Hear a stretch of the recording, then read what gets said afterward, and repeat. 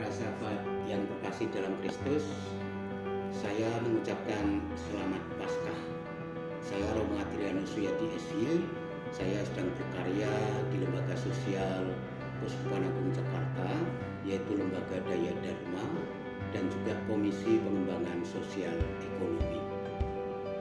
Paskah adalah momentum kebangkitan solidaritas kemanusiaan yang ditandai dengan kemenangan Tuhan Yesus Kristus atas kejahatan, penderitaan, dan maut.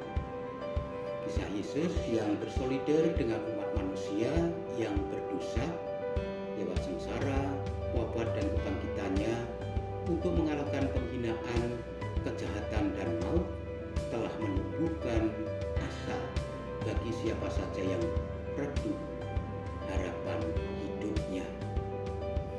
Bacaan hari Minggu Paskah dalam Injil Yohanes menceritakan tentang kebangkitan Yesus dengan apik. Maria Magdalena ditampilkan sebagai orang yang pertama ditemui oleh Yesus setelah bangkit.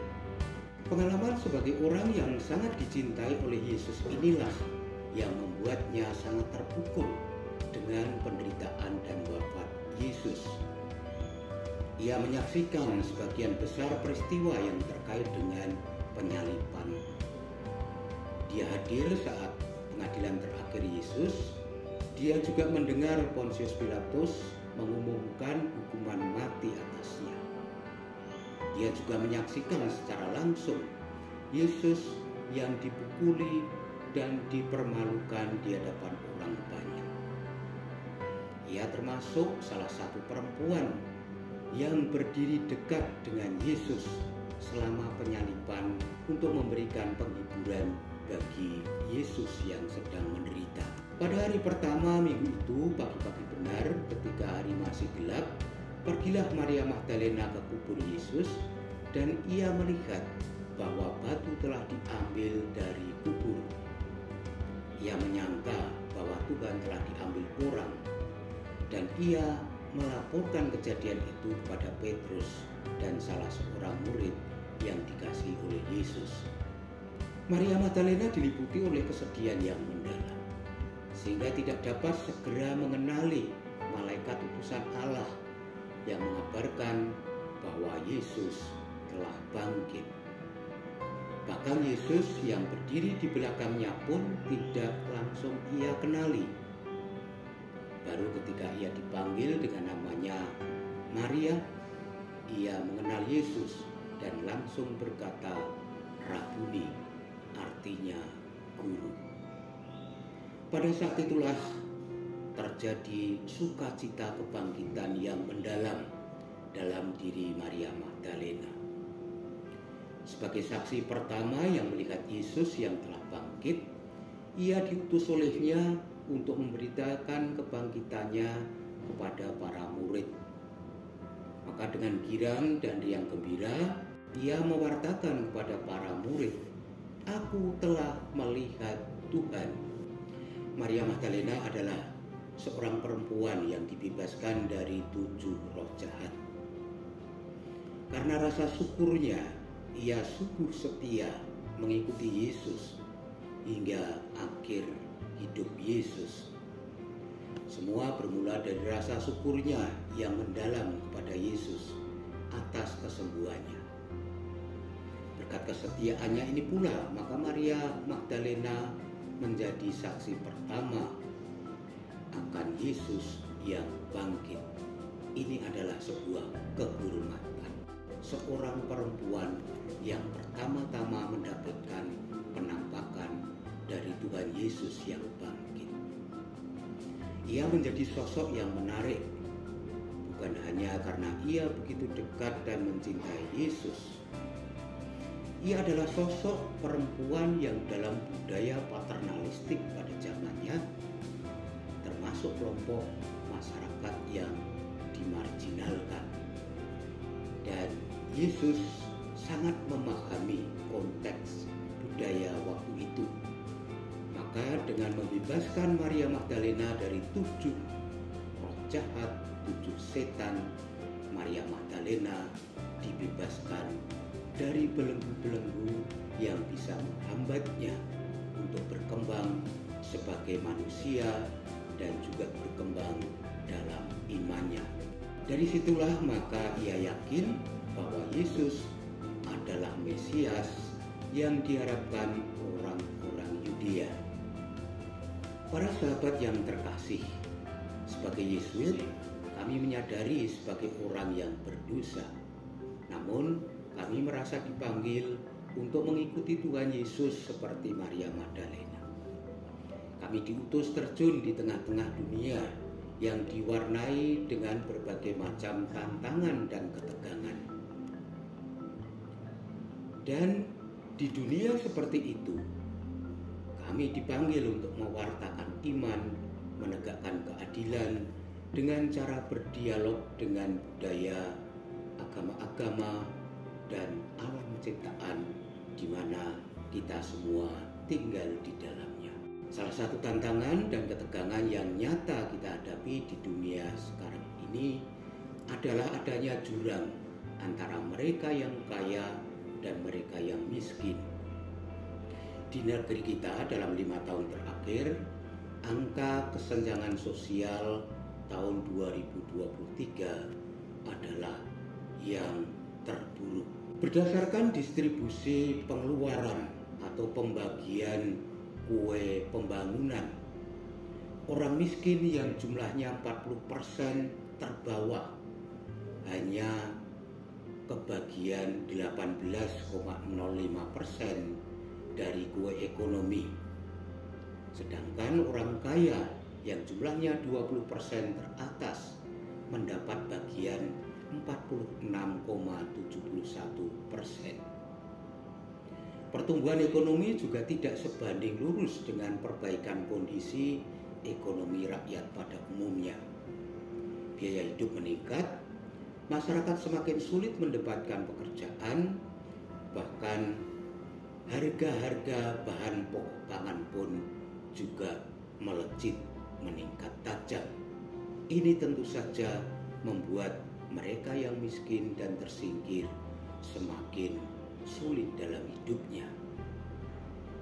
Juga dalam 3 tahun terakhir, pertumbuhan angkatan kerja masih tetap lebih tinggi dibandingkan lapangan kerja yang tersedia, karena investasi yang masuk lebih padat modal daripada padat karya. Orang miskin dan rentan semakin terpinggirkan dari derap pembangunan di negeri kita. Di samping masalah ketidakadilan, kemiskinan, dan pengangguran, kita juga prihatin dengan masalah korupsi di Indonesia yang semakin hari semakin memburuk. Ini jelas bisa kita baca atau kita dengarkan dari berita-berita dan juga dari hasil penelitian masalah korupsi. Berusaha meneladan Yesus yang selalu peduli terhadap penderitaan orang-orang kecil, lemah, miskin, tersingkir, dan difabel, para Yesuit mempunyai preferensi umum dalam karya kerasulan mereka.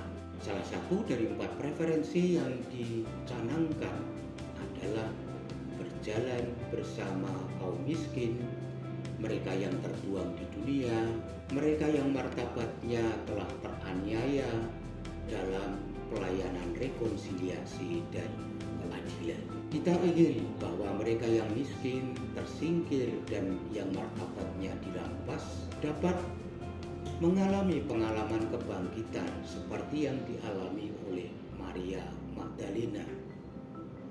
Kita akan berjalan dengan mereka sampai mereka dapat mengatakan, "Aku telah melihat Tuhan." Melihat Tuhan yang memberikan harapan, melihat Tuhan yang bangkit, melihat Tuhan yang telah membebaskan dari belenggu-belenggu ketidakadilan yang dapat menghambat mereka untuk berkembang secara penuh sebagai pribadi manusia yang bermartabat. Yesus menderita dan disalibkan bersama dan dalam umatnya, khususnya kaum lemah. Ia menggandeng orang tersingkir, teraniaya, dan rapuh. Sabdanya pada mereka, "Terimalah kerajaan yang telah disediakan bagimu." Kita semua adalah anak-anak Allah. Para sahabat yang terkasih, apa yang dapat kita lakukan? Pertama-tama dan terutama tentu saja pertobatan dalam hati. Kemudian sikap lebih ramah dan terbuka pada mereka yang kecil, lemah, miskin, tersingkir, dan difabel. Lalu apa yang dapat kita lakukan sebagai Yesuit dan rekan kerjasama para Yesuit? Kiranya pusat karya sosial dan universitas bekerja sama dengan berbagai macam pihak untuk mengembangkan kapasitas, untuk ikut serta dalam studi yang mendalam tentang masalah-masalah sosial dan ekonomi dunia. Kita perlu mengetahui akar masalah sosial yang dihadapi oleh mereka yang kecil, tersingkir, dan miskin. Karena dengan mengetahui akar masalah diharapkan kita bersama dengan mereka bisa menemukan solusi yang tepat bagi mereka. Dalam karya pendidikan, kita juga akan membantu orang untuk menemukan kebutuhan rekonsiliasi dari orang-orang yang asing, orang rentan, dan tersingkir. Anak-anak didik kita di sekolah-sekolah dan di universitas perlu dididik tentang masalah-masalah sosial dan ketidakadilan. Tentu juga tidak kalah pentingnya, perlu ditanamkan nilai-nilai kepedulian, solidaritas, dialog, dan komitmen terhadap masalah ketidakadilan dan penghormatan terhadap martabat manusia. Kita ingin agar siapapun yang terlibat dalam misi pendidikan mempunyai mimpi dan secara perlahan-lahan membangun budaya baru yang injili.